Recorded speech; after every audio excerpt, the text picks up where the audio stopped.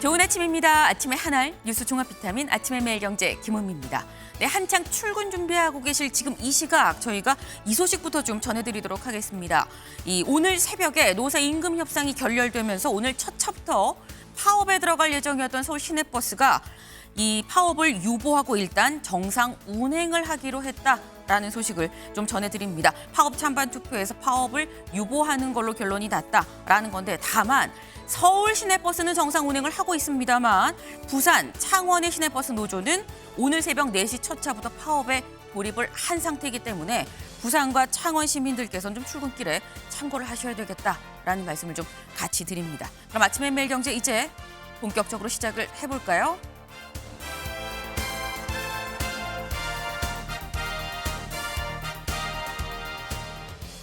네, 세계일보 1면입니다. 이재명, 내란 세력, 김문수, 괴물 독재. 네, 어제 저녁 8시 3차 TV토론, 마지막 TV토론이 있었습니다. 이 4명의 후보가 모여서 120분 동안 얘기를 했는데 이런 얘기들이 나왔다라는 거죠. 다음 기사를 좀 같이 볼까요? 결론적으로 경향입니다. 끝까지 비방만 있었다. 토론은 없었다. 라는 게 경향신문의 1면입니다. 대체 어떤 얘기들을 했길래 이런 굉장히 비판적인 1면 제목이 나오는 것이냐. 그 얘기를 잠시 뒤에 직접 좀 이 대담으로 다뤄보도록 해보겠습니다. 다음 기사 볼까요? 매일경제입니다. 김문수, 이준석 단일화 불발. 네, 내일부터 사전투표가 시작이 되죠. 때문에 사실상 단일화 시한은 28일 오늘까지다라는 얘기들이 계속 나오고 있는데 시한을 떠나서 이미 김문수, 이준석 두 후보 간의 단일화는 불발인 것 같다라는 얘기가 나옵니다. 어제 이준석 후보 다시 한번 기자회견을 열고 단일화 진짜 안 합니다라고 다시 한번 명확하게 선을 그었다라는 거죠. 국민의힘도 뜻이 그렇다면 존중하겠습니다라고 얘기하면서 3자 구도가 이 확정이 되는 건가라는 얘기가 나옵니다. 이 얘기도 잠시 뒤에 대담으로 좀 짚어보겠습니다. 다음 기사 볼까요? 중앙일보입니다. 한덕수, 최상목 출국 금지됐다. 어제 저희가 말씀드리기를 경찰이 12.3 비상계엄 관련해서 CCTV를 좀 돌려보니까 국무회의 당시 상황, 국무위원들이 나와서 했었던 얘기랑 좀 다르네. 라는 얘기를 저희가 어제 소식으로 좀 전해드렸습니다. 그래서 소환 조사를 받았다 말씀을 드렸는데 알고 보니까 이미 여기 나와 있죠. 이달 중순에 출국 금지 조치가 이루어졌다라는 겁니다. 이 한덕수 전 총리 그리고 최상목 전 경제부총리, 이 최상목 경제부총리에 대해서도 이미 출국 금지 조치가 내려졌다라는 거. 이 얘기인즉슨 경찰이 뭔가 확실한 증거를 잡은 거 아니겠느냐라는 얘기도 그래서 같이 나오고 있습니다. 다음 기사 볼까요? 서울신문입니다.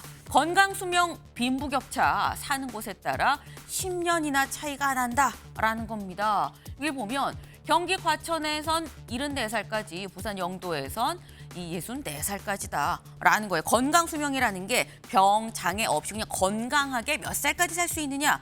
이걸 건강수명이라고 얘기를 하죠. 이 보건복지부 산하에 있는 건강증진개발원이 조사를 좀 해봤더니 전국의 건강수명 1위가 경기도 과천이었다. 74살까지. 그럼 전국에서 하위 1위는 어디냐? 부산 영도였다라는 겁니다. 상위 1위, 하위 1위 따져보니까 양쪽 무려 10년 차나 나더라라는 거죠. 상대적으로 수도권, 강남 3구의 건강수명이 좀 길었다라는 건데 병원 가깝고 기반시설이 좀 있는 곳들이 아무래도 건강을 좀 관리하기가 더 쉽겠죠.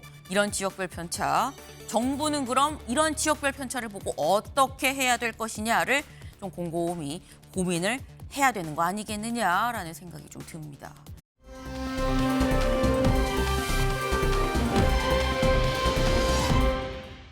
네, 이겁니다. 이게 다 뭐야 싶으실 수 있어요. 전부 CCTV입니다.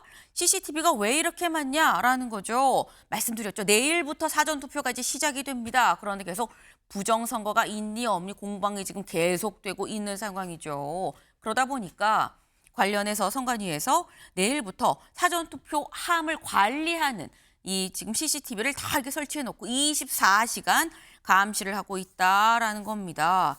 부정선거는 있지 않지만 할래도 불가능하다라는 얘기인 거겠죠. 오늘 저희가 눈길 가는 소식도 하나 갖고 왔는데 같이 볼까요? 바로 이겁니다. 소비 심리 바닥 찍었나? 4년 7개월 만에 최대로 상승했다라는 간만에 기분 좋은 소식 좀 갖고 왔습니다. 좀 희망이 있는 그런 소식인 거죠. 그동안에서 경기 어려워요, 어렵습니다, 힘들어요 이런 얘기만 있었는데 소비 심리, 소비자 심리 소비자 심리 지수라는 게 있죠. 100을 기준으로 해서 100보다 낮으면 아유 더 안 좋아질 것 같은데, 더 힘들어질 것 같은데 라는 소비자들이 이 생각을 한다라는 거고, 100보다 크면 앞으로 이거 좀 그래도 경기가 좀 잘 풀릴 것 같아, 좀 나아지지 않겠어 라는 심리를 갖고 있다라는 겁니다. 보통 경기가 사냐 못 사냐의 선행 지표로 많이들 쓰고 있는데, 이게 그래프를 볼까요? 2024년 9월에 딱 100이었었어요. 그런데 그 이후에 100일 살짝 올라갔다가 떨어지고 쭉 떨어지고 오르지만 100을 찍지 못한 상태에서 다시 떨어지다가 지난달에 93.8이었었는데 이게 가파르게 올라서 101.8, 100을 넘어섰다. 앞으로 경기가 좀 좋아지지 않겠느냐라는 희망을 좀 갖고 있는 것 같다라는 거죠. 네, 무려 4년 7개월 만에 최대폭 상승이다라는 건데 경기가 진짜 살아날 수 있길 좀 간절히 좀 바라봅니다. 아침에 매일 경제 뉴스 종합 비타민 언제나처럼 TV로 좀 크게 보시다가요. 궁금한 점 유튜브 댓글로 남겨주시면 같이 좀 얘기를 해보겠습니다. 함께해 주실 분들 소개합니다. 안녕하세요.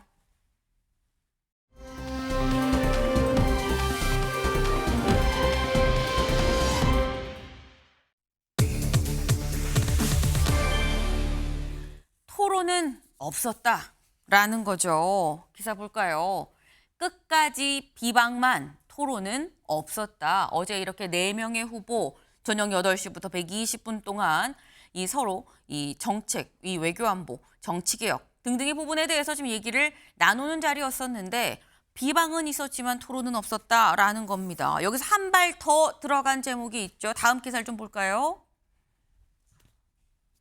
계엄권에 공격한 이재명, 이재명만 때린 김문수, 과거 발언 저격한 이준석이었다라는 얘기가 한 줄로 중앙일보의 제목입니다. 대체 어땠길래 이런 건지 먼저 계엄권에 공격한 이재명 후보의 목소리 잠깐 들어볼까요?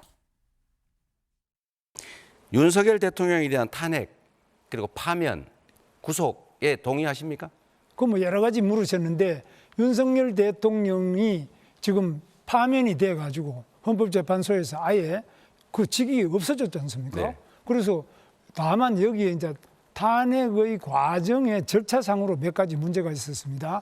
일단 파면이 됐습니다. 그렇기 때문에 우리가 오늘 선거를 하는 거고 제가 그걸 인정하기 때문에 이렇게 후보로 나온 겁니다. 탄핵하는 게 타당했다, 파면하는 게 타당했다 이렇게 생각하신다는 겁니까? 지금 그렇지 않습니까? 헌법재판소에서 판결을 난 거니까. 내란 행위가 아니라고 계속 우기시더라고요. 이게 어떻게 내란이 아닐 수가 있냐? 이게 내란이 아니면 대체 어떤 게 내란입니까? 내란이 아니라고 말한 적이 없고요. 내란죄에 대한 재판은 지금 서울중앙지법에서 진행 중이니까 그 재판 결과에 따라서 판단을 해야 되지. 내란인지 아닌지는 형법에 의해서 판결이 나야지. 계엄은 계엄이고 내란은 내란이고 다른 거죠. 네, 사실 그동안 김문수 후보가 계엄이 잘못됐다라는 부분에 대해서 수차례 얘기를 했었던 바가 있죠. 그런데 탄핵에 대해서 뭔가 명확하게 얘기하지 않았던 측면이 있습니다. 근데 어제 이재명 후보가 그걸 콕 집어서 물어봤다라는 거죠. 그랬더니 한 얘기가 일단 파면이 됐으니까 선거를 하는 거고 그걸 인정을 하니까 내가 후보로 나온 거 아닙니까? 라는 게 김문수 후보의 어제 답변이었었는데 윤경호 의원님. 이건 탄핵에 이재명 후보의 질문은 동의합니까였었거든요. 탄핵에 동의를 했다는 겁니까? 안 했다는 겁니까? 어떻게 봐야 되죠? 저도 명확하게 이해가 쉽지 네. 않았어요. 그러니까 탄핵, 계엄, 파면 다 뭉뚱그려서 얘기했는데 물론 다 연결되는 거죠.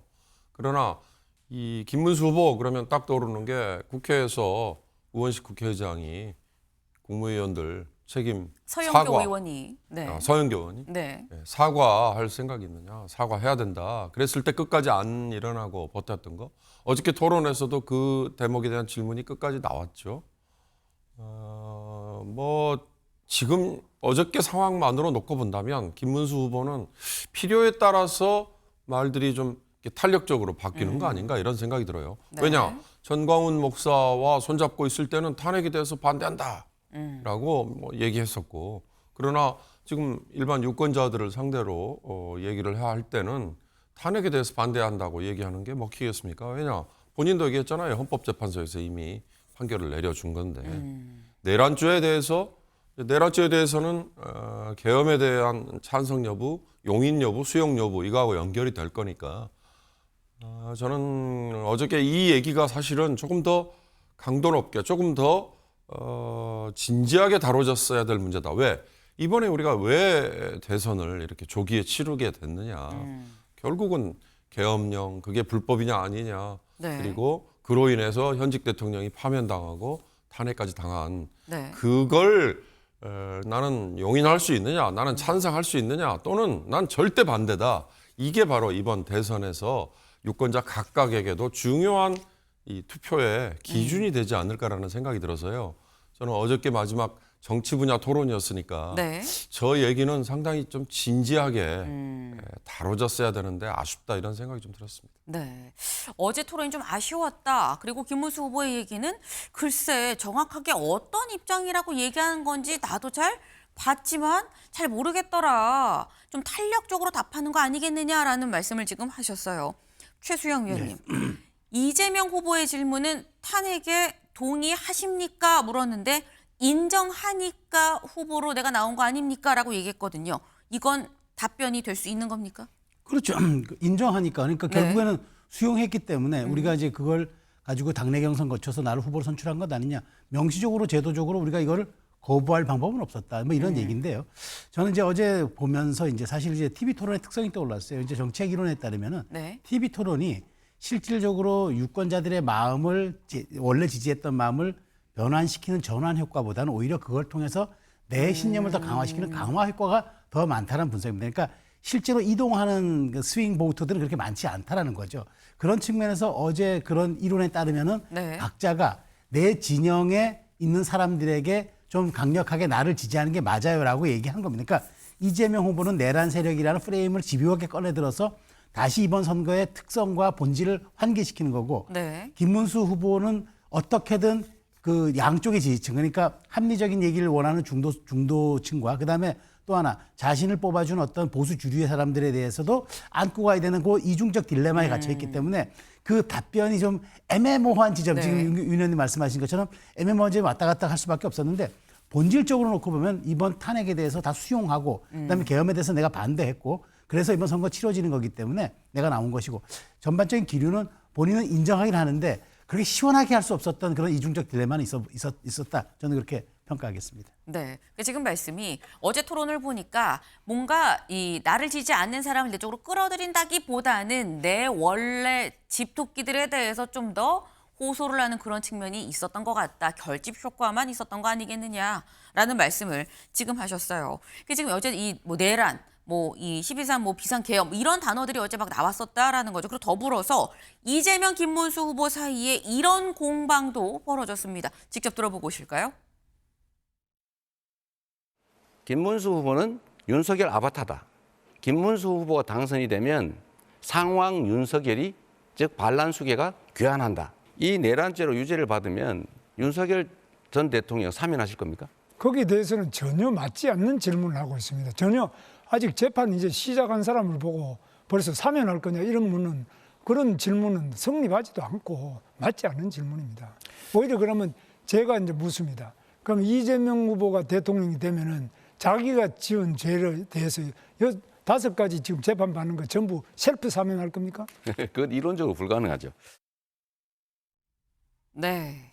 두 사람 이런 얘기를 했다라는 거죠. 이재명 후보. 당선되면 윤석열 전 대통령 사면할 겁니까? 라고 김문수 후보한테 물었고 김문수 후보는 또 이재명 후보한테 그럼 이재명 후보 본인이 되면 셀프 사면할 거예요?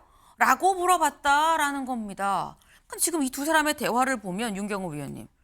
어쨌거나 뭐 윤석열 전 대통령이든 뭐 이재명 후보든 뭐든지 간에 두 사람 중 하나가 대통령이 되면 누구라도 일단 사면이 그럼 되는 거야 라는 생각이 들기도 합니다. 어떻게 보셨습니까? 과거의 역사 때문에 저런 얘기들이 자연스럽게 떠올려진 걸 거라고 봅니다. 네. 전두환 노태우에 대해서 광주에서 그 수많은 사람을 학살했다. 그리고 군사 쿠데타로 집권을 했다. 그 내란죄 등등의 여러 죄로 뭐 징역받고 추징금 받고 했지만 97년 아니 2000 대선 네. 그 김대중 대통령이 당선되고 김영삼 전 대통령이 물러나는 시점에 두 전직 그리고 당선자 간에 서로 의견 조율 합의를 통해서 결국 뭐 불과 1년도 되지 않은 형살이 감옥살이 끝에 사면됐잖아요. 물론 복권은 나중 일입니다. 그런 것들이 그러니까 전직 대통령에 대한 어떻게 보면 뭐 정치적인 탄압이다. 이제 이렇게 접근을 하다 보면 그런 조치들이 취해질 수 있죠. 그러나 과연 지내놓고 보면 이 역사의 평가에서 그게 정치적인 탄압인지 아니면 정말 총칼을 가지고 그런 군사 쿠데타를 통해서 또 우리 군인이 동원돼서 그런 많은 사람들의 인명이 살상된 그런 아픔인데 그게 그렇게 사면이 될 수 있는 일이냐. 이번의 경우는 헌정 질서가 이렇게 무참하게 유린이 됐다. 그래서 파면도 되고 탄핵까지 됐다. 이건데 과연 그걸 없던 일로 그러면 사면을 하는 게 맞는 거냐. 전직 대통령에 대한 정치적인 탄압으로 접근을 할 수 있는 거냐. 이제 이런 문제 제기라고 저는 봐요. 그러니까 이건 이재명이라는 후보가 당선이 되든 김문수라는 후보가 당선이 되든 네. 똑같이 아마 여론, 언론 반응을 봐야 될 겁니다. 그렇지만 내란죄나 또는 앞으로 기소가 돼야겠지만 수사가 돼야겠지만 외환유치죄나 이런 것들은 관련 법에 무기징역 내지는 무기금고 또는 사형 이거밖에 없을 정도로 중한 벌로 지금 따지고 있잖아요. 그러니까 지금 사면이라는 얘기를 꺼내는 거는 정말로 섣부르고 어설픈 얘기다. 저건 그야말로 방금 최수영 의원이 한 얘기 집토끼들을 끌어모으기 위한 바로 그 얘기에 불과한 거라는 생각이 들었습니다. 네. 그 지금 말씀은 결국 이게 뭐 정치 보복성으로 양쪽에 지금 가해진 어떤 사법적인 이런 문제들이 정치 보복성이라는 어떤 전제가 좀 깔려 있기 때문에 지금 사면할 겁니까 안 할 겁니까 이런 얘기들이 지금 나오는 거 아니겠느냐라는 말씀을 하셨는데 최수영 의원님 네. 어떻게 보셨습니까? 그러니까 저는 어제 보면서 이제 상대에게 가장 그 좀 취약했던 부분들을 공략한다 이렇게 좀 보면 될 것 같아요. 그러니까 이재명 후보 입장에서는 김문수 후보를 공격할 때 가장 좋은 게 당신 윤석열 내란 방조범이지 이렇게 묻는 겁니다. 그 묻는 이유가 직접적으로 묻는 게 아니라 직접적으로 뭐 그렇게 이렇게 물으면 안 되니까 네. 당신 당선되면 윤석열 바로 사면할 거 아니야? 이렇게 물으면서 거기에 대해서 이제 말하자면 그 벗어날 수 없는 일종의 프레임을 씌우는 거죠. 근데 또 김문수 후보는 얘기하면 이재명 후보에게 가장 따라다니는 우리가 리스크가 뭐가 있다고 합니까? 사법 리스크 얘기하잖아요. 그러니까 지금 이재명 후보의 공직선거법 같은 경우도 뭐 행위를 삭제하고 뭐 여러 가지 지금부터 빌드업을 해가는 과정이니까 당신은 셀프 사면할 정도로 절대적 권력을 휘두를 거지라고 물으면서 가장 취약한 부분을 공격하는 거죠. 최근에 민주당을 또 공격하는 지점 중에 하나가 이재명 후보가 당선되면 조국 지금 감옥에 있는 조국 전 조국혁신당 대표가 네. 바로 사면된다는 거다. 그래서 그게 막 돌아다니니까 민주당에서는 그렇지 않다라고 또 해명하기 바빠요. 그러니까 상대방들이 가장 취약한 부분들을 어제 마지막으로 공격했는데 거기에서 저는 이거는 방어도 공격도 아니었다. 결국은 많은 국민들이 보면서 그래 정말 두 사람의 한계가 저런 거였구나라고 혀를 찰 수밖에 없는 그것을 반복함으로써 그래서 제가 드린 말씀이 어제 마지막 토론은 비전과 미래를 제시하기보다는 네. 상대가 갖고 있는 그 약점들을 공격하는 네거티브. 그래서 선거학 이론에 이런 게 있어요.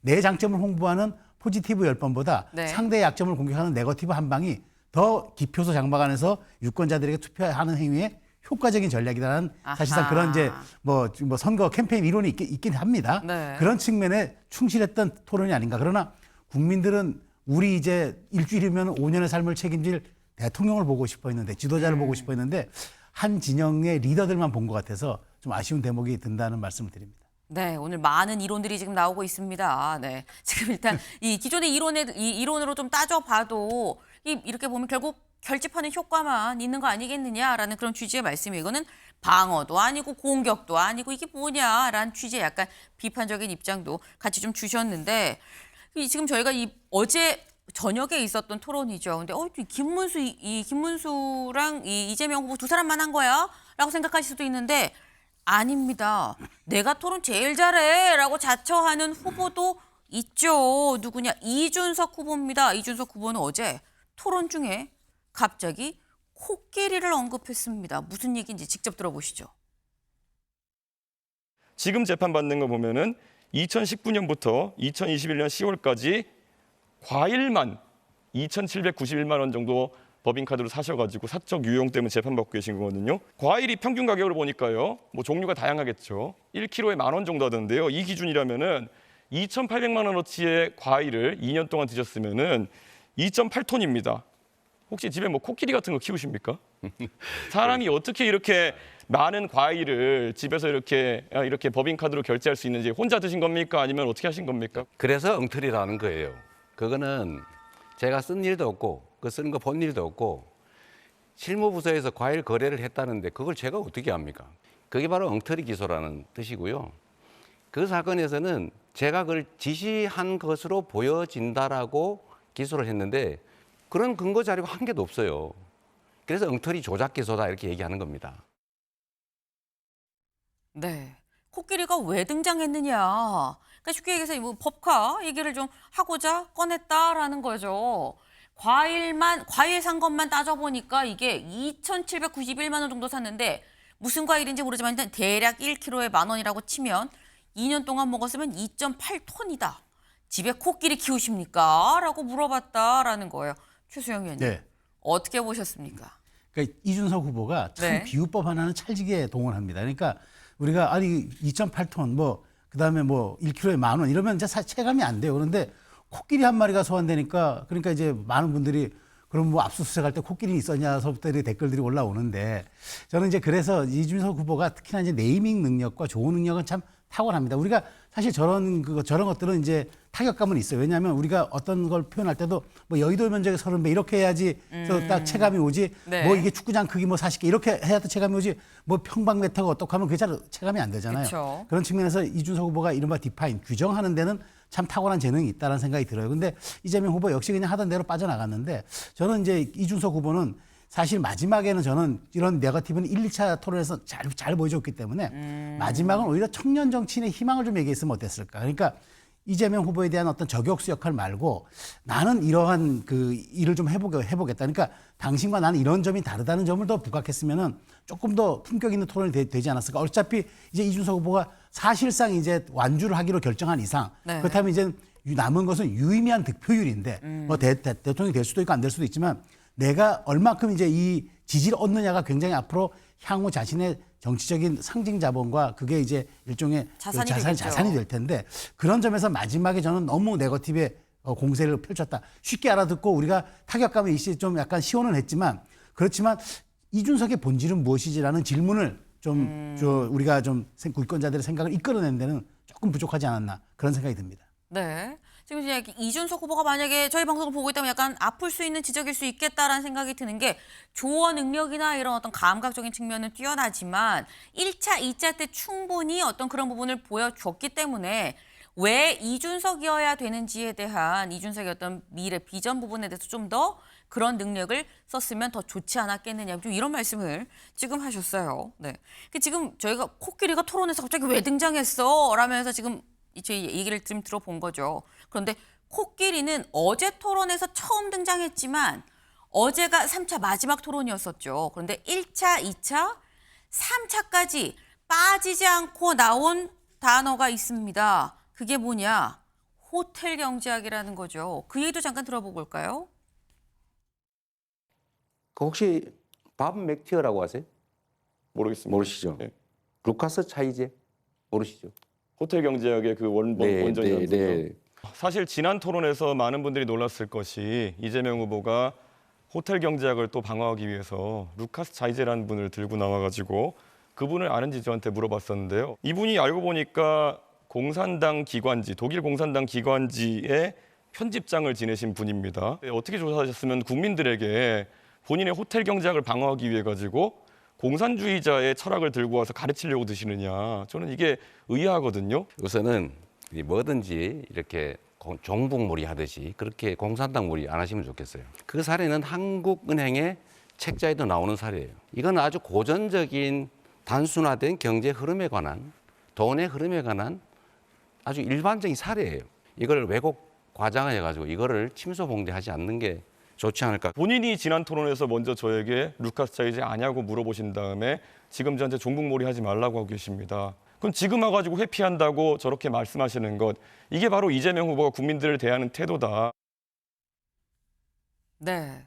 이준석 후보, 이번엔 이준석 후보가 먼저 호텔 경제학을 다시 들고 나왔어요. 그럼 얘기를 한 게 보겠습니다. 이준석, 호텔 경제학 이거 공산주의 철학 아닙니까? 라고 얘기를 했었다라는 거죠. 그러니까 루카스 카이지가 공산당 기관지의 편집장이었기 때문에 그러니 호텔 경제학은 공산주의 철학인 거 아닙니까? 라는 취지의 얘기예요. 윤경호 의원님. 동의하십니까?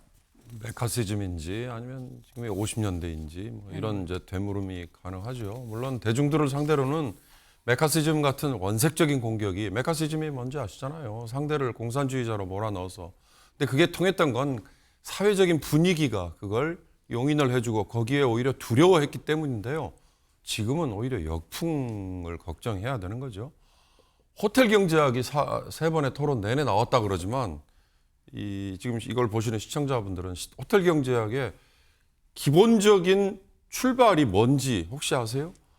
자, 경제가 이렇게 어려울 때, 불황일 때 재정에서 돈을 풀어서 경제를 살리는 거, 이게 해법이다 아니다. 그럼 그에 대한 논쟁이거든요. 그러니까 경제학자들 중에 케인즈를 이어받는 신고전주의라는 파와 그다음에 시장에 완전히 맡겨야 된다는 신자유주의 파. 근데 이 전에 윤석열 정부는 밀턴 프리드만이라는 학자를 동원해 가면서 신자유주의 파를 더 선호하고 네. 더 추앙하는 듯한 분위기였잖아요. 그러나 경제 위기 때마다, 금융위기, 외환위기 때마다 이런 신자유주의적인 정책을 추진했던 이 정부의 정책이 별로 재미를 못 봤단 말이죠. 어떻게 보면 실패의 원인이 됐단 말이죠. 그러니까 재정에서 돈을 푸는 게 우리의 정책입니다라는 말을 이재명 후보는 호텔 경제학이라는 그 내용에 아마 담았을 겁니다. 근데 그걸 이제 호텔 경제학이라고 명명을 했다는 거죠. 네. 이준석 후보가 우리 최수영 의원께서 얘기하셨습니다. 의원께서 얘기하셨습니다만 1차 때에 할 수 있는 얘기와 어저께가 마지막 공영방송에서 하는 토론회면 이때 할 수 있는 얘기는 좀 가려질 필요가 있다. 그런데 이준석이라는 후보는요. 토론에 대해서는 잘 배우지 못한 것 같아요. 말싸움에 대해서는 아주 탁월한 재주를 본인이 유학간 하버든지 어딘지에서 배워온 것 같아요. 근데 우리가 지금 보려고 하는 거는 토론을 통해서 이준석이라는 후보가 갖고 있는 철학, 미래에 대한 비전, 경제에 대한 접근 방식, 이걸 원하는 건데 저런 식의 무슨 뭐 루카스 누구, 뭐 공산주의 했던 사람, 그 사람을 들먹이기만 하면 너 빨갱이지. 이제 이런 얘기가 과거엔 통했죠. 그러나 지금은 오히려 역풍이에요.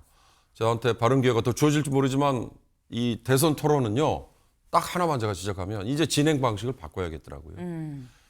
진행자, 사회자가 기계적인 중립의 시간 체크만 할 게 아니라 전문적인 식견을 가진 기자나 또는 뭐 언론인이나 아니면 학자들이 오히려 한 분야에 대해서 집중적으로 공격을 질문을 하고 추가 질문을 하고 네. 그래서 그 사람이 잘못 생각하고 있는 걸 있다면 짚어주고 또 옳게 생각한 게 있다면 그걸 키워주고 그래야 그 사람의 철학을 알 수 있잖아요. 우리가 97년부터 대선 토론 시작됐는데 이제는 바꿀 때가 됐다. 전 어저께까지 이어진 토론회를 보면서 그 생각을 강하게 했습니다. 네. 1차, 2차, 3차 토론까지 다 끝난 상황에서 나온 게 TV토론 무용론이다라는 게 참 뼈아픈 대목이긴 합니다. 무용론보다는 방식을 바꾸자. 바꾸자는 거죠. 네, 방식을 좀 바꿔야 된다. 지금 방식은 안 된다라는 말씀을 지금 하셨어요. 지금 저희가 좀 요 위에 거를 지금 알아본 거죠. 호텔 경제학, 공산주의 철학 아니냐라는 이준석 후보의 이재명 후보 공격을 좀 봤는데 이재명 후보도 가만히 있지 않았다라는 거죠. 이재명 후보는 이준석 후보한테 계엄 때 왜 집에 들러 샤워하고 온 겁니까? 라고 물어봤습니다. 직접 들어보시죠. 강남에서 술 드시다가 바로 국회로 온 것도 아니고 집에 가서 옷 갈아입고 샤워하고 그러고 지금 국회에 와서 다시 또 확인하면서 안 들어가고 다툼하면서 시간을 보냈다는 거잖아요. 술 드시다가 그때 알아서 집에 가서 샤워하고 거기서 이렇게 시간 끌고 있다는 게 도저히 납득이 안 되는데 해명을 한번 해봐 주시죠. 집에 가까운 위치에 있었고 그리고 식사 자리에 있던 다른 의원도 똑같이 했습니다. 그리고 제가 말씀드리지만은 제가 안 들어가려고 했다는 말씀은 허위 사실입니다. 제가 들어가려고 노력하던 모습이 다 찍혀 있는 것이고요. 국회 경비대가 담을 차단한 상황이었고 저는 거기에서 계속 들어가려고 하는 모습이 영상에 남아 있는 것인데 안 들어가려고 했다? 무슨 허위 사실을 주장하시는 겁니까? 그래서 제가 물어보는 핵심은 왜 집에까지 가서 샤워하고 옷 갈아입고 너무 여유롭지 않았냐 그 말씀 드리는 거예요. 똑같은 이유라면 제가 지난번에 말씀드린 것처럼 그럼 그때 들어오지 않은 민주당 의원 17명은 어떤 분들입니까? 땀 얘기하지 말고 본인 얘기를 해보세요. 아니요. 같은 기준을 적용하셔야죠. 아니 내가 물어본 건 본인 얘기예요.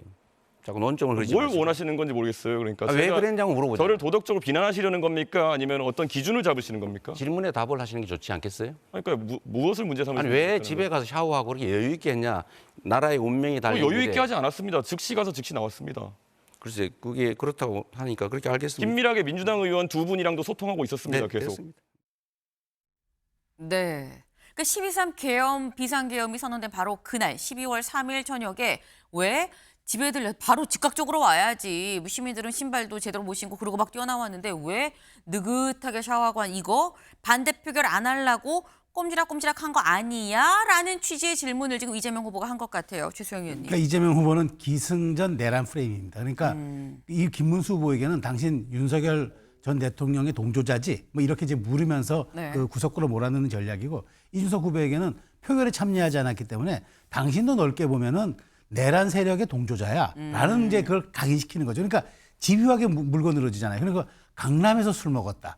뭐 집에 가서 샤워했다. 그러니까 동원할 수 있는 일종의 그 유권자들이 생각할 수 있는 거, 좀 느긋함이 좀 생각이 되고 그다음에 또 여유롭게 느낄 수 있는 단어들을 다 소환함으로써 이준석 후보에게 너 당신은 지금 새 정치를 표방하고 있고 청년 정치를 표방하고 있는 미래의 지도자라고 얘기하지만 현실 정치에 가장 중요했던 표결에 참여하지 않았던 국회의원 아닙니까? 라고 묻는 거죠. 근데 이제 이준석 후보는 어찌됐건 끝까지 빠져나갑니다. 그럼 나랑 똑같이 표결에 참여하지 않은 민주당 의원은 어떻게 할 것이냐라고 이제 물으면서 빠져나가는데 사실 저게 본질일까요? 제가 다시 한번 말씀드리지만 국민들이 표결에 참여하지 않은 거 다 알고 이재명 후보도 국회 이동하고 국회 숲에 좀 있다가 들어갔던 것도 다 압니다. 중요한 거는 그 역사의 현장이 반복되지 않도록 우리가 이걸 딛고 미래로 나아가자고 지금 대선을 치르고 그 방법이 무엇냐고 서로에게 질문하는 건데 과거형으로 돌아가서 네 책임이 너 책임도 있고 이렇게 묻는다는 것은 너무 사실 편협하고 사실 옹색해 보이지 않습니까? 저는 그래서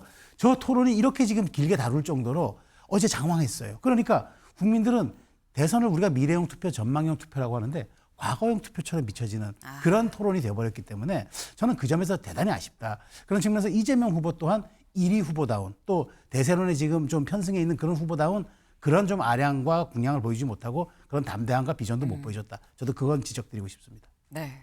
어제 있었던 이 TV 토론, 아까 말씀 중에 이런 말씀하셨죠. 이게 본질이냐라는 생각이 난 들었다라고 말씀을 하셨어요.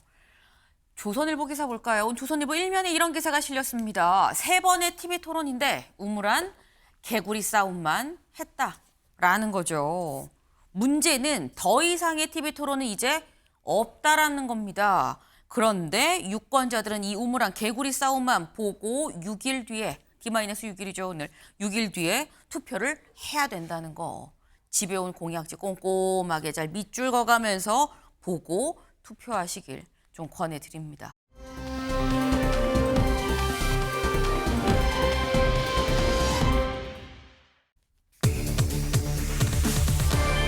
단일화는 없답니다. 기사 보겠습니다. 이준석 단일화 없다. 김용태 3자 구도에서도 김문수 승리합니다. 라고 나는 확신해요.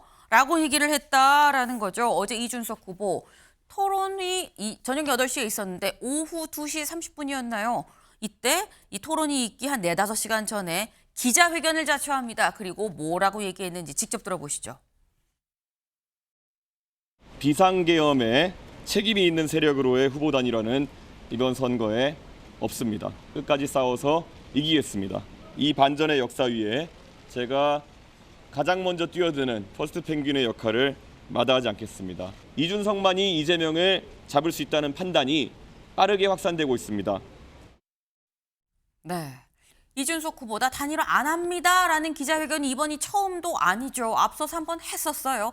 그리고 난 다음에도 각종 뭐 토론회나 기자들의 질문은 다 단일화 합니까 안 합니까에 쏠려 있었는데 어제 다시 한번 기자회견을 자처해서 나 단일화 진짜 안 해요 라고 다시 한번 얘기를 했다라는 거죠. 이쯤 되면 그래 진짜 단일화 안 하려나 본데 라는 생각이 듭니다.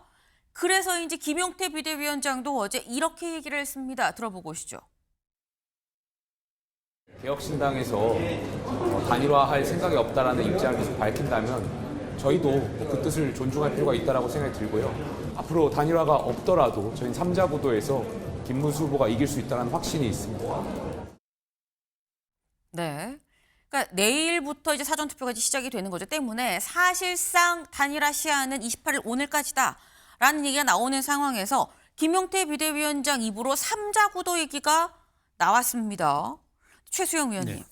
사실 사전투표가 뭐 시작이 돼도 단일화야 뭐 투표 이 선거 6월 3일 되기 직전까지도 뭐 얼마든 일어날 수 있는 거긴 합니다만 김용태 비대위원장이 3자 구도로도 우리 승리할 수 있다라는 얘기를 한 거면 국민의힘은 이제 단일화의 미련이 없는 겁니까? 사실상 뭐 없어진 게 아니라 네. 이제는 끝났죠. 불가능하죠. 할 그러니까 수 없는 할 수가 거다. 없는 거예요. 왜냐하면 네. 자 보십시오. 6월 3일 전에만 해도 된다는 얘기가 있는데 사전투표 지난 대선이 39%였어요. 그럼 39% 표가 다 날아가는데 그 단일화는 어떤 단일화입니까? 그러니까 이제는 포기해야 되는 게 맞고요.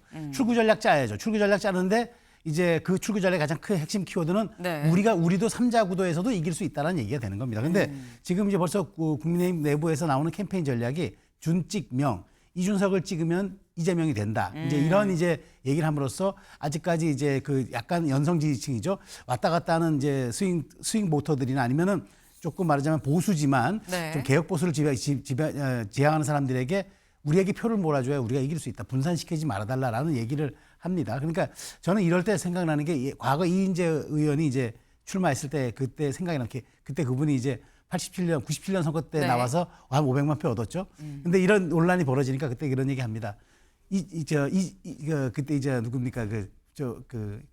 자기 자신을 찍으면은 네. 이인재를 찍으면 이인재가 됩니다라는 명언을 남겼습니다. 근데 이제 이준석 의원이 이제 그 얘기를 이제 아마 할 겁니다. 이준석을 찍으면 이준석이 된다는 얘기를 하겠지만 그렇지만 마지막 부동층에서 일종의 지금 그 이재명 후보가 꼭 당선되면 안 된다고 생각하는 그런 전략적 투표를 하는 분들은 아마 이 준찍명이라는 캠페인에 대해서 마지막까지 좀 고민을 하게 되지 않을까 저는 그렇게 생각이 됩니다.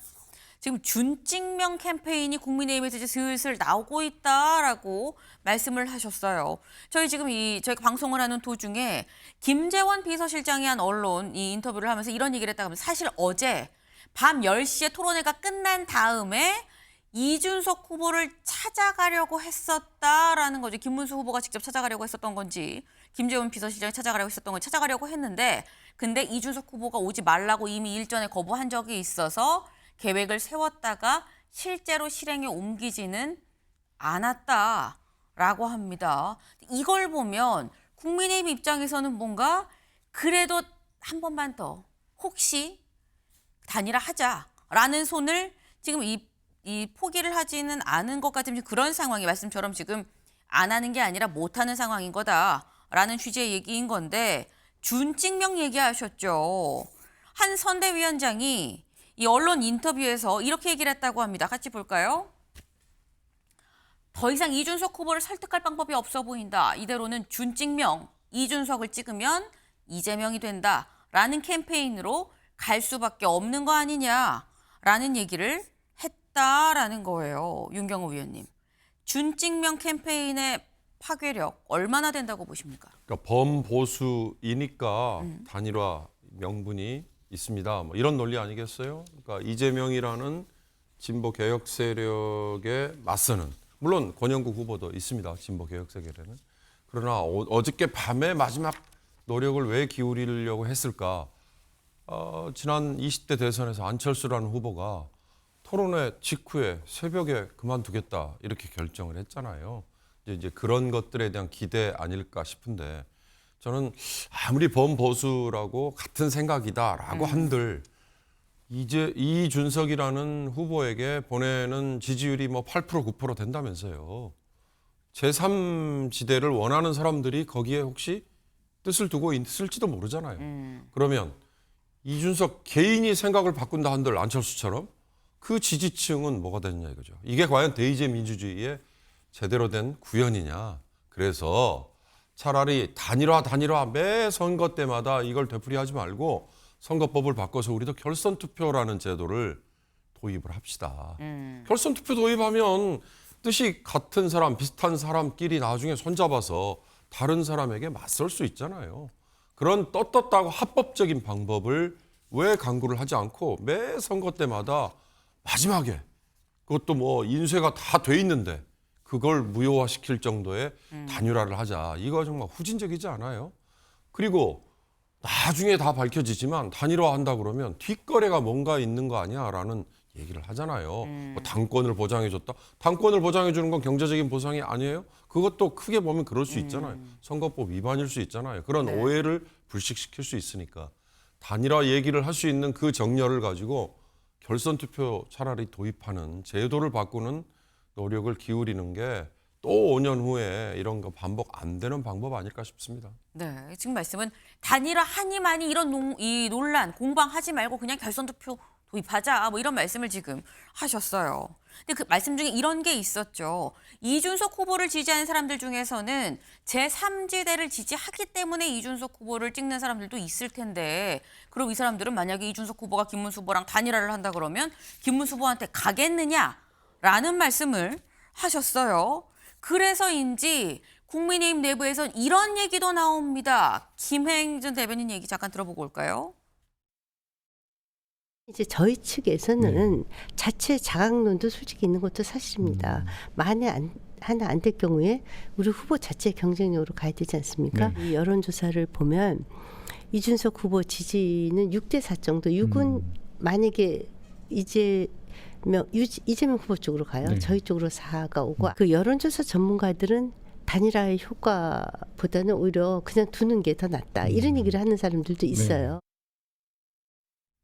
지금 김행 단장의 얘기는 이런 거예요. 그러니까 지금 이준석 후보 지지자의 비중을 봤을 때 6은 이재명한테 가고 김문수한테는 4가 온다. 그러니까 그냥 두는 게 날 수도 있다라는 얘기를 지금 하고 있는 건데 최수영 의원님.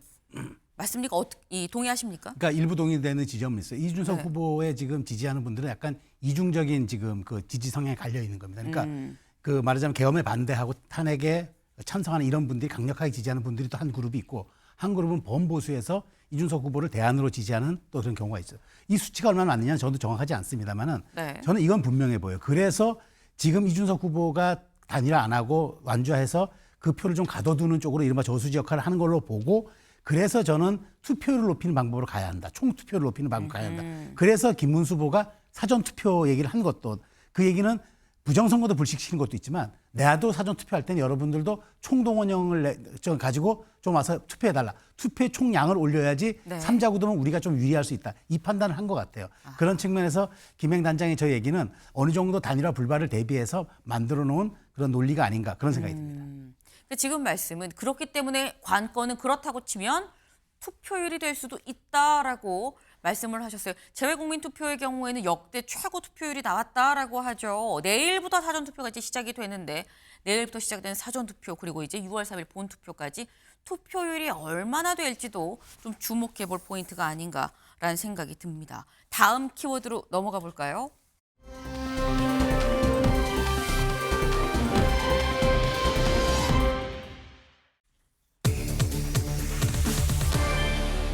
지원군입니다. 지원군.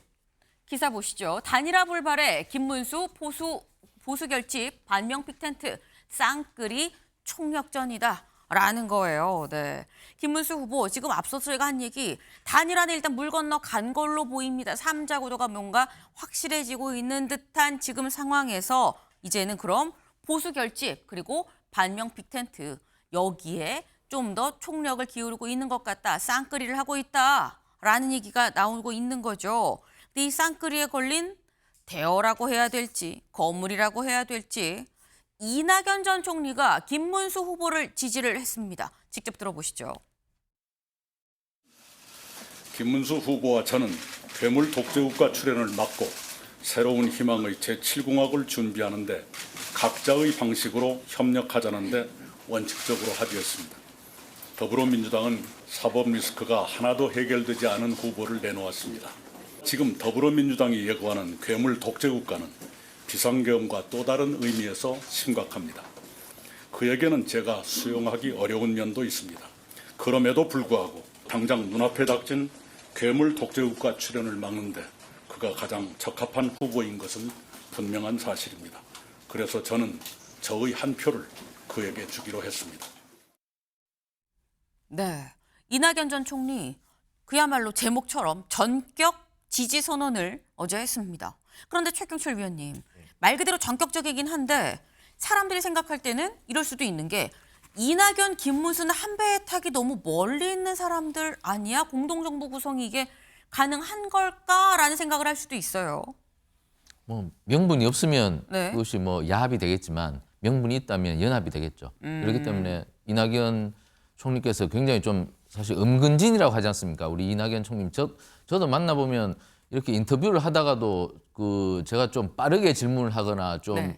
상식에 어긋난 그 질문을 하면 그 혼을 내요. 인터뷰를 하다가. 그래서 네. 좀 그런 원칙주의자다. 기자 생활도 하셨고 정치인도 오래 하셨지만 그래서 그 원칙에 어긋나면 그것은 가야 할 길이 아니라고 생각하시는 분 같아요. 그래서 이분이 사실 2021년 민주당 경선 때 그 이재명 후보와 굉장히 그 격렬하게 그 경쟁을 하셨는데 그때 네. 사실 대장동이나 이런 것은 이낙연 후보 쪽에서 굉장히 많이 발굴을 해서 발표를 하셨어요. 그래서 그런 것들을 보시면서 이재명 후보는 도덕적으로 정치인이 돼서는 안 된다는 그런 주관을 강하게 가지신 것 같습니다. 그래서 그런 명분을 갖고 이렇게 이재명 후보를 반대하고 결국에는 그 김문수 후보 쪽으로 가신 것 같은데 그것은 존중되어야 된다고 생각합니다. 그것이 만약 명분이 없다면 모르겠지만 이낙연 후보만큼 이재명 후보에 대해서 전문가적인 식견을 가진 분은 없다. 그렇기 때문에 그러한 것을 갖고 이렇게 가신다면 아무래도 이유가 있다고 봐야 될 건데 그러한 도덕성 없는 후보가 정치인이 돼서는 안 된다는 그 원칙과 주관은 이낙연 그 총리께서 하신 그 결정은 굉장히 존중되고 그리고 그 많은 국민들이 이러한 그 이낙연 그 총리의 말씀은 한번 귀 기울여 볼 필요가 있다고 저는 그렇게 생각합니다.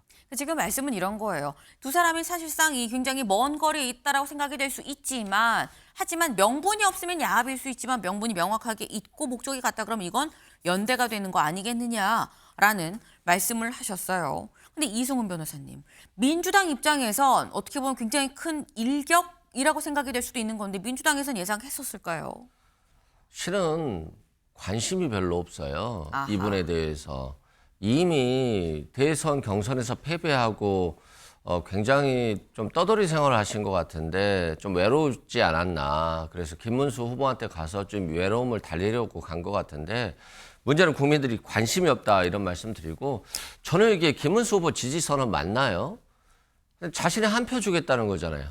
자신의 지지자들에 대한 표를 주겠다는 것이 아니라 자신 한 표 주겠다는 것이고 이건 당대당 통합도 연대도 아니고 네. 뭐 이게 뭐 합류한 국민의힘이 합류한 것도 아니다. 그럼 뭐죠? 정말 자기 혼자 한 표 주려고 그런 것 같아요.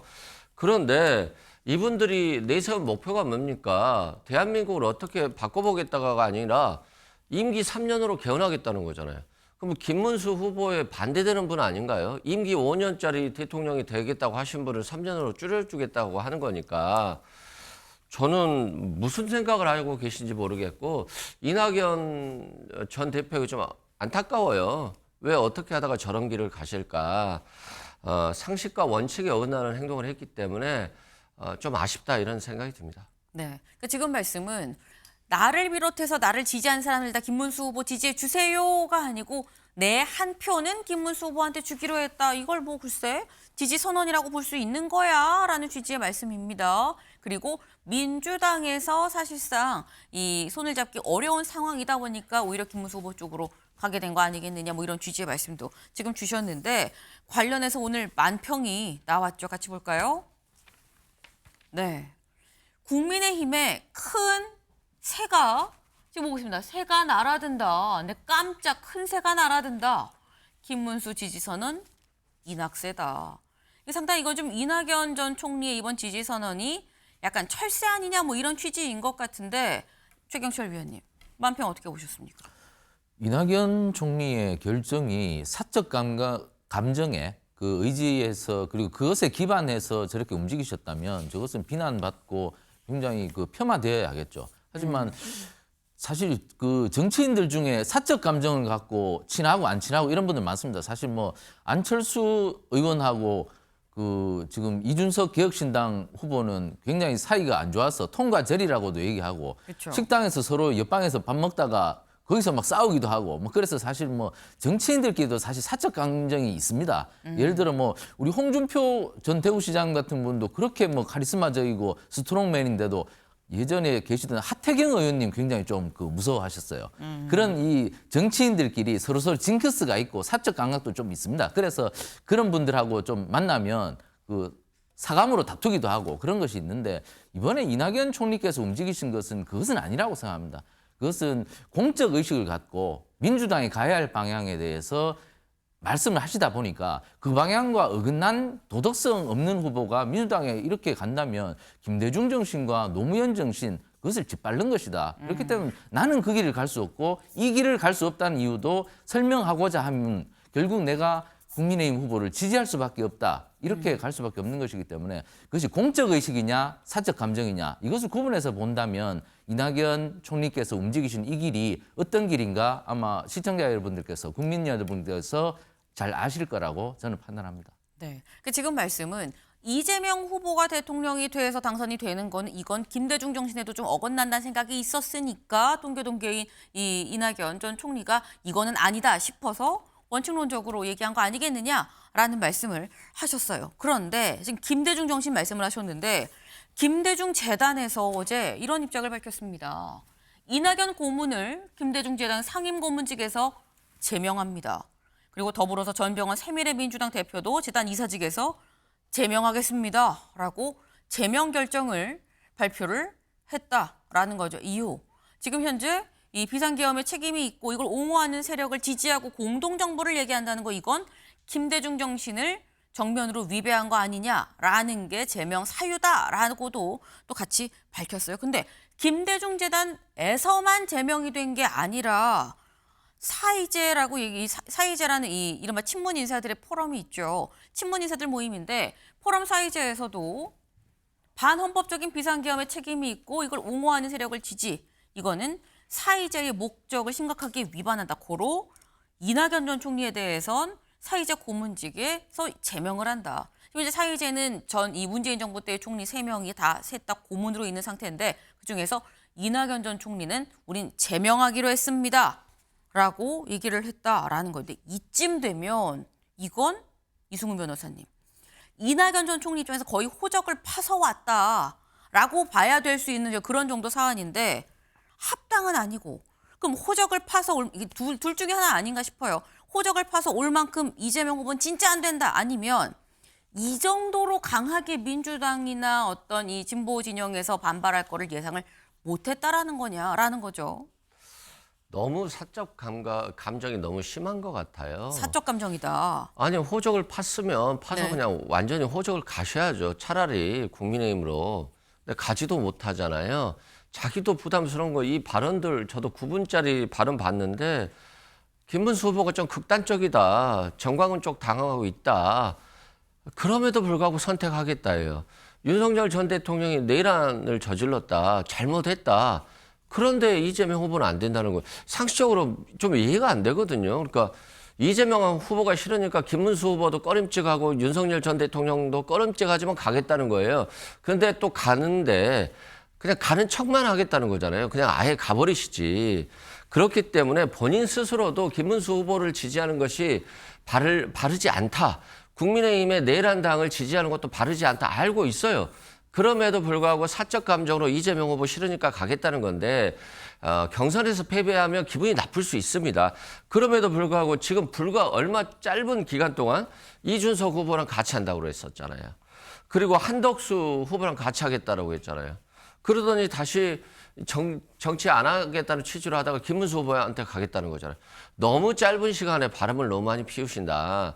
그러면 국민들 입장에서도 특히 호남에서도 이낙연 전 대표에 대해서 굉장히 불쾌한 감정을 갖게 됐거든요. 그래서 이낙연 전 대표가 갈 곳이 없을 것 같다 이런 생각이 듭니다. 네. 그러니까 지금 말씀은 너무 바람을 많이 피는 거 아니냐 이런 말씀을 지금 하셨어요. 꼭 김문수 후보가 돼야 된다가 아니라 이재명이 싫으니까 김문수한테 간 거라고 나는 생각한다. 그간의 다른 행보를 좀 봐야 되는 거 아니겠느냐라는 취지의 말씀을 같이 하셨습니다. 일단 어제 이낙연 전 총리의 김문수 후보 지지 선언, 이건 지원군으로 지금 나섰다라고 봐야 되는 거겠죠. 그런데 이낙연 전 총리만큼 깜짝 놀랄 그런 인사는 아니긴 했습니다만 인물에 놀랬다기보다는 이 인물의 행보에 좀 놀란 사례가 어제 있었습니다. 뭐냐? 다음 기사 볼까요?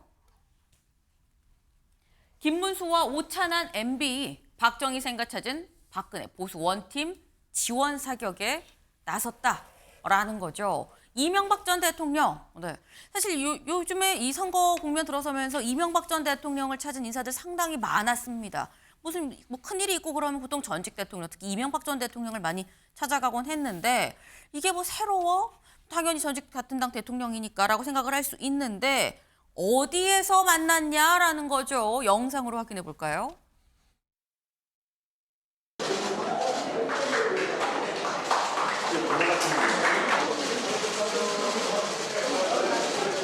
한번 안아주시죠. 그래.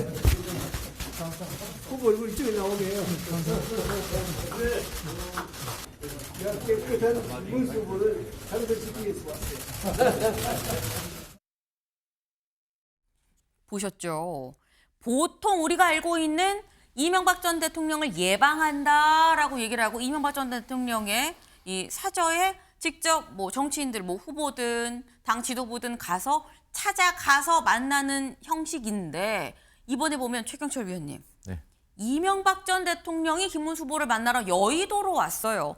여의도 앞에 국회 앞에 있는 한 이 호텔 식당에서 지금 만났다라는 건데 이건 좀 이례적입니다.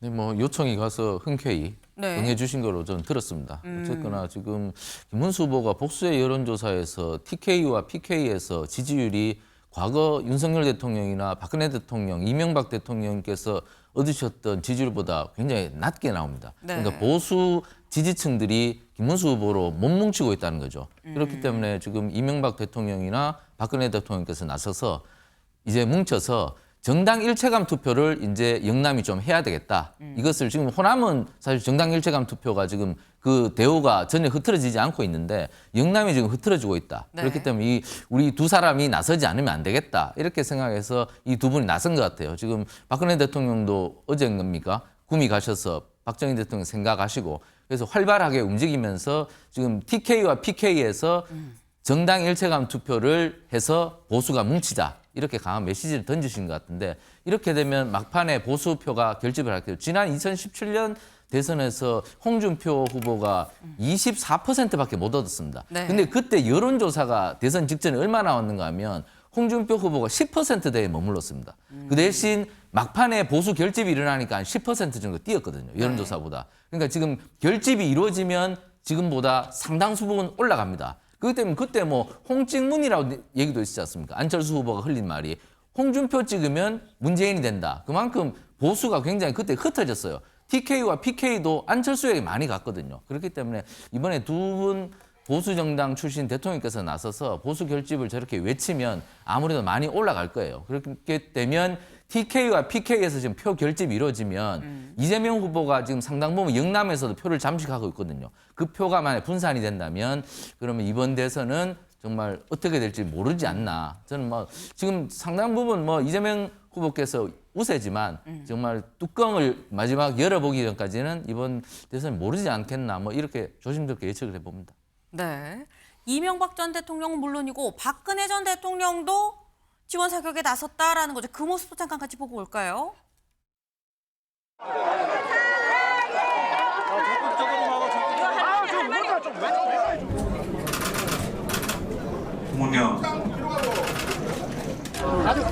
며칠 전에 마침 김문수 후보께서 이곳 구미 아버지 생가 또 옥천에 어머니 생가를 방문하신 모습을 보고 저도 찾아뵙고 싶다 하는 그런 생각이 많이 들어서 오늘 이렇게 오게 됐습니다. 네. 지금 모습을 보면 이승우 변호사님, 국민의힘에서 전직 대통령이 다 나왔습니다. 지금 이제 이명박 전 대통령, 박근혜 전 대통령 다 나왔어요. 문재인 전 대통령도 뭐 여의도 한번 오셔야 되는 거 아닙니까? 문재인 전 대통령과 노무현 서거 16기에서 식사하셨잖아요. 뭐 그 정도도 충분한 것 같고요. 저는 저게 김문수 후보한테 도움은 될 것 같아요. 근데 문제는 보수만 결집하고 있잖아요. 중도층으로부터 굉장히 멀어지고 있다 이런 말씀드리고, 이명박 전 대통령도 한 뇌물죄로 17년 정도 선고받고 나오셨잖아요. 박근혜 전 대통령도 탄핵되셨죠. 윤석열 전 대통령도 탄핵됐죠. 조선시대로 따지면 폐위된 임금은 임금이라고 안 부르고 군이라는 혼칭을 쓰거든요. 연산군처럼. 네. 그만큼 마치 김문수 후보가 조선시대 폐위된 임금들을 모시는 모습 같아요. 근데 이제 뭐 이명박 전 대통령이나 박근혜 전 대통령은 오래되신 분들이니까 뭐 그럴 수도 있겠습니다만, 윤석열 전 대통령은 얼마 전에 폐위되신 분이잖아요. 내란죄를 저질렀고. 그래서 뭔가 절연을 해야 되는 것인데 아직도 저분들하고만 이렇게 하는 걸 보면, 아, 저분이 대권에 관심이 없구나. 이제 당권이구나. 대선 직후에 펼쳐질 당권 경쟁에 있어서는 보수표만 있으면 충분히 이길 수 있다. 한동훈 이길 수 있다. 이 길을 저는 가고 있다라고 봅니다. 네. 지금 말씀은 지금 대선에서 자꾸 오히려 멀어지는 행보 아니겠느냐. 전직 대통령들을 만나는 게 보수 결집은 되지만 중도층과는 멀어지는 행보라고 본다라고 말씀을 하셨어요. 근데 이게 중에 이 사람 이름이 잠깐 나왔어요. 한동훈 기사 같이 볼까요? 친한 윤상현과 함께 못 가 선거운동 보이콧하고 있다라는 거죠. 어제 저희가 말씀드리기를 한동훈 전 대표가 김문수 후보와 같이 예고 없이 두 손 번쩍 들고 만세, 김문수 후보 찍어주세요 라고 합동 유세를 했다라고 말씀을 드렸어요. 그런데 유세가 끝나고 몇 시간 지나서 한밤중에 선대위에 친한계 인사들이 상당수 이제 들어갔다. 더불어서 친윤이라고 얘기되는 윤상현 의원도 공동선대위원장으로 들어갔는데, 조금 전 들어온 소식입니다 라고 말씀드렸던 게 조경태 의원이 나는 선거운동 안 해 그럼 이라고 했다는 것까지가 어제 저희가 말씀을 드렸죠. 근데 조경태 의원만 선거운동 보이콧한 게 아니더라 라는 겁니다. 조경태 의원 철회하지 않으면 선거운동 중단할 거예요 라고 했는데, 박정아 의원 또 거꾸로 가는구만, 힘 빠진다 라고 얘기를 하고 있고요. 한지아 의원 처절한 노력에 또 찬물을 끼얹는 거 아닙니까? 우재준 의원 당내 한동훈 견제 그 이상 이하의 의미도 아닌 거 아니겠느냐. 정성국 의원 승리하는 길을 피해 다니는 선대위 모습에 절망을 느낀다. 나는 선대위에서 직 받는 거 수락하지도 않았다라고 또 얘기를 했다라는 거예요. 근데 이걸 보면 최경철 위원님, 네.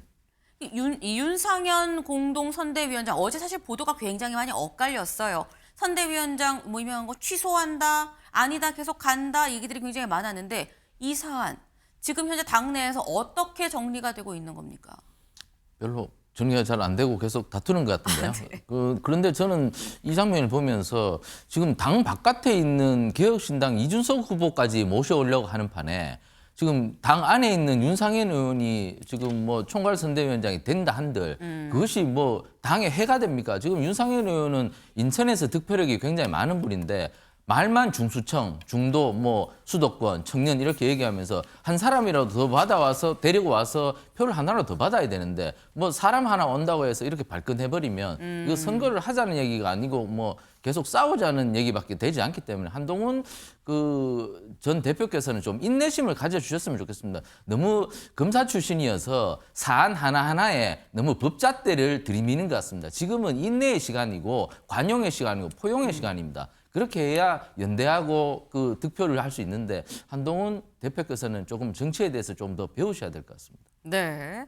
지금 밖에 있는 이준석도 데리고 오려고 하는데 한동훈 전 대표 나서야 되는 거 아니냐, 같이 한 팀으로 뭉쳐야 되는 거 아니냐라는 말씀하셨어요. 한동훈 전 대표 내일 있을 사전 투표에서 광주에 가서 투표를 하겠다라고 얘기를 했죠. 사전 투표하고 나오면서 혹 무슨 이야기를 할까에도 좀 주목이 됩니다. 마지막으로 이 홍준표 전 시장도 지금 다시 또 얘기가 되고 있어요. 왜?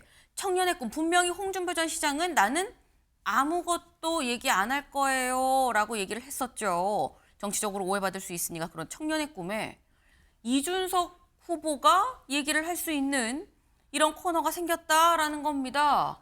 보면 홍문청답이 아니라 여기는 여기는 이 성문청답이라고 얘기를 해야 될까요?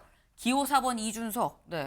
안녕하세요 이준석입니다. 출석 도장 찍으러 왔어요. 홍준표 대표님이 플랫폼을 만들어줘서 소통의 장으로서 저도 얘기를 하겠습니다라고 했다라는 거죠. 미래에 대한 투표다. 이준석에 대한 이 투표는 이 미래에 대한 투자다라고 얘기를 했다라는 건데 이준석 후보만 해줬나 싶었더니 김문수 후보도 또 글을 올렸어요. 보니까 여기는 이제 성문청답이 아니라 성문청답이 되는 거겠죠. 문문청답인가요?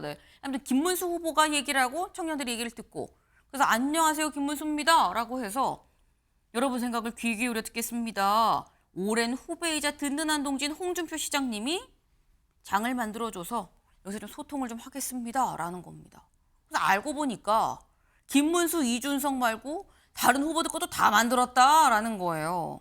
그럼 이쯤 되면 최경철 위원님, 홍준표 전 시장은 무슨 생각을 하고 있는 겁니까? 아니 홍준표 시장님은 여러 번 말씀하셨어요. 인생 제3막을 준비하고 계시다고. 그 1막은 검사하셨고 2막은 정치인 하셨고 그리고 3막은 또 다른 정치를 하시겠다고 지금 공언을 하셨기 때문에 지금 청문홍답이고 뭐 그다음 페이스북 계속 올리시는 걸로 봐서는 제3막을 준비하고 곧 시행을 할 것으로 보입니다. 그 대선 이후에 2017년 대선에서 떨어지시고 나서 미국 가셨거든요. 근데 한 달 만에 돌아오셨습니다. 그래서 당권을 다시 잡았습니다.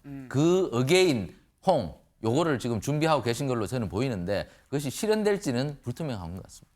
어게인 홍이 구체적으로 어떤 청사진을 가지고 한 달 뒤에 돌아올 거냐라는 거죠. 그러니까 지금 아마 그 홍 시장님께서는 이번 대선에서 국민의힘 패할 걸로 예측을 하고 계신데 돌아온다면 당을 재건해서 자신이 그 위치에 올라서 보수를 다시 한번 도약대에 올리는 그런 역할을 하겠다. 그렇게 웅변하시면서 아마 미국에서 그 대대적인 환영 행사를 공항에서 열면서 그렇게 돌아오실 걸로 보입니다. 아마 2017년 재판이 될 걸로 보이죠. 보수 재건을 생각을 하고 있다. 돌아오는 공항은 굉장히 떠들썩하지 않겠느냐라는 말씀을 하셨어요. 대선 이후도 상당히 좀 기대가 됩니다. 저희가 준비한 소식 오늘 여기까지입니다. 오늘도 좋은 하루 보내세요.